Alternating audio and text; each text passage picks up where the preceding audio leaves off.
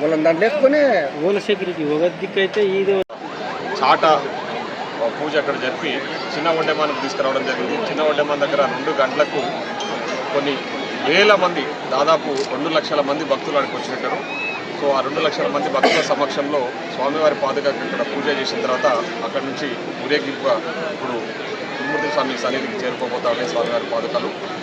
అదేవిధంగా ఈరోజు వర్షం అంటే ఉదయం నుంచి కూడా వాతావరణము మనం చూస్తూ ఉన్నాము. పెద్ద ఎత్తున ఎక్కడ వర్షం వస్తుందని చెప్పేసి నేను ఉదయం నుంచి టెన్షన్ పడతా ఉన్నా. కానీ ఆ భగవంతుని ఆశీస్సులతో వర్షం కూడా ఆగిందంటే ఆ భగవంతుని తిరుమూర్తి స్వామి యొక్క మహిమ ఏ విధంగా ఉందో ఒకసారి ఆలోచన చేయాలి.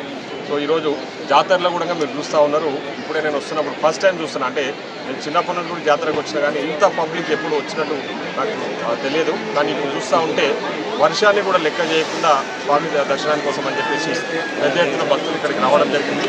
సో తప్పకుండా ఇప్పుడే ఇంకొక 10-15 నిమిషాల్లో బుద్ధాల మహోత్సవానికి సంబంధించిన పాదుకలు కూడా ఇక్కడికి చేరుకోబోతూ ఉన్నాయి. సో జాతరలో కూడా అన్ని ఏర్పాట్లు కంప్లీట్ చేసినాము. పోలీస్ వ్యవస్థ కూడా పటిష్టంగా పనిచేస్తూ ఉంది. ఎక్కడ ఎలాంటి ఇబ్బందులు కలగకుండా ఇంటిగ్రేటెడ్ ఒకటి కంట్రోల్ రూమ్ ఏర్పాటు చేసేసి ప్రజలకు ఎలాంటి ఇబ్బందులు ఉన్నా కూడా తక్షణమే స్పందించాలని చెప్పేసి అధికార బృందమంతా కూడా ఇక్కడ జాతరలో పర్యవేక్షణ చేస్తూ ఉన్నారు. సో తప్పకుండా ఎలాంటి ఇబ్బందులు లేకుండా భక్తులకు సౌకర్యవంతంగా అన్ని వసతులు కల్పిస్తామని చెప్పి సందర్భంగా తెలియజేస్తూ ఈరోజు నైట్ అంతా కూడా టెంపుల్ ఓపెనే ఉంటుంది. సో రేపు మార్నింగ్ వరకు కూడా పెద్ద ఎత్తున దాదాపు ఒక 2 నుంచి 3 లక్షల మంది భక్తులు దర్శనం చేసుకోవచ్చు అని చెప్పేసి మేము అంచనా వేస్తూ ఉన్నాం. సో దానికి సంబంధించిన ఏర్పాట్లను పూర్తి చేసినాం. కాబట్టి భక్తులందరూ కూడా పూర్తి స్థాయిలో సహకరించాలి. అదేవిధంగా ఈ కొన్ని అంటే లాస్ట్ టైం జాతరలో కొన్ని చిన్న చెదురుమదురు సంఘటనలు జరిగినాయి. అవి కూడా జరగకుండా పటిష్ట చర్యలు తీసుకోవాలని చెప్పేసి కూడా నేను అధికారులను ఆదేశించడం జరిగింది. సో ఆ విధంగా వాళ్ళందరూ కూడా అందరం కలిసికట్టుగా పనిచేస్తూ ఉన్నాం. సో తప్పకుండా భక్తులకు మంచి దర్శనం కలిగే విధంగా ఏర్పాట్లు పూర్తి చేస్తామని చెప్పేసి తెలియజేసుకుంటూ మరొకసారి గురుమూర్తి స్వామి మీకు ఇంకొక విషయం కూడా తెలియజేయాలి. గురుమూర్తి స్వామి మహిమ అంటే ఏ విధంగా ఉంటుందంటే నిన్న 26th రోజు స్వామివారికి అలంకరణ మహోత్సవం జరిగింది. సో ఇదొక మాస్ జాతర మీకు అందరికీ కూడా తెలుసు. సో పెద్ద ఎత్తున పబ్లిక్ వస్తారు.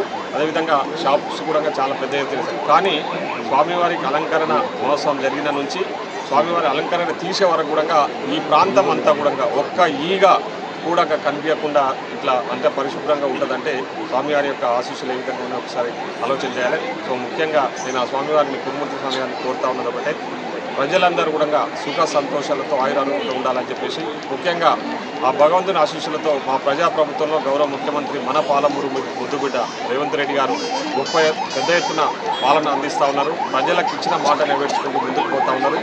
మా తిరుమూర్తి స్వామి మా ముఖ్యమంత్రి గారు ఇంకా బలాన్ని ఇచ్చి ఈ ప్రభుత్వం ఇంకా మంచిగా పనిచేసే విధంగా మేమందరం ఇంకా 10 కాలాల పాటు ప్రజలకు సేవ చేసే విధంగా ఉండాలని చెప్పేసి భగవంతుని ఆశిస్తూ భగవంతుని కోరుతూ భగవంతుని యొక్క ఆశీస్సుల వల్ల అందరూ కూడా ఆయురారోగ్యాలతో సుఖ సంతోషాలతో ఉండాలని చెప్పేసి కోరుతూ సార్. ఒకటి ఫ్లడ్ ఉంది, వాగులో ఫ్లడ్ ఉంది, దానిపైన ఎట్లాంటి చర్యలు యాక్చువల్గా ఈరోజు మార్నింగ్ నుంచి కూడా దాన్ని పర్యవేక్షణ చేస్తూ ఉన్నాం. కోయిల్ సాగర్ గేట్లు కూడా మార్నింగ్ 2 ఓపెన్ చేస్తే ఇమీడియట్లీ క్లోజ్ చేయడం జరిగింది. ఎందుకంటే ఆ వాగు చిన్న వడ్డెమ్మర్ నుంచి వాగు దాటి ఇవతలకి రావాలంటే వాటర్ ఎక్కువ వస్తే కూడా ప్రాబ్లం అవుతుందని చెప్పేసి ఇప్పటికైతే ఆపేయడం జరిగింది. సో ఇప్పుడే గేట్స్ ఓపెన్ చేశారని చెప్పి నాకు చిన్న సమాచారం వచ్చింది. తప్పకుండా ఎప్పటికప్పుడు పర్యవేక్షణ చేస్తూ, ఎందుకంటే పైనుంచి ఫ్లో ఎక్కువ ఉంది, వాటర్ ఫ్లో ఎక్కువ ఉంది కోయిల్ సాగర్ కాబట్టి సో అక్కడ గేట్స్ ఓపెన్ చేసి ఏమైనా ఇబ్బందులు ఉన్నా కూడా అక్కడ పోలీస్ వ్యవస్థ కూడా నేను ఆల్రెడీ చెప్పడం జరిగింది.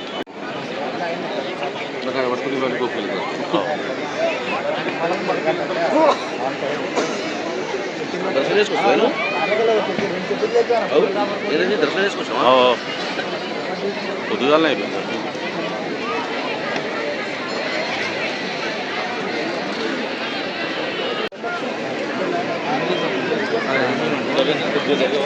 सीन अटलेट असेल का विजुअल